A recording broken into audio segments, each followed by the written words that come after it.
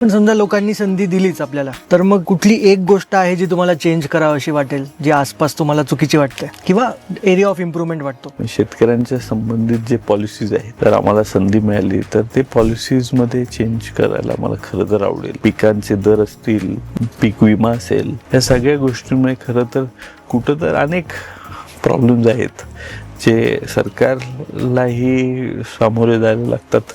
आणि त्याचबरोबर काय तर बदल झाला तर खरं तर त्या बदलावामुळे हे शेतकऱ्याचं कुठं तर शेतकऱ्याला ही मदत होईल. कुठं सबसिडीज त्या खतांसाठी देणं हे जर आपण करू शकलो तर तिथं कुठं तर त्या शेतकऱ्याचं जसं खर्च कमी झाला. म्हणजे आपण बिझनेसमध्ये काय म्हणतात, तुम्ही जेवढं तुमचा खर्च वाचवा तेवढं तुमचं उत्पन्न वाढतं. ते आमच्या काकांचं खरं तर ते आम्हाला कायम सल्ला असते. म्हणून त्या पद्धतीने आपण जर तसे गोष्टीचं पॉलिसीजमध्ये चेंज केलं, मला खात्री आहे की जर त्यांनी मला संधी दिली तर या गोष्टीमध्ये बदल आणण्याचं मी काम करेन.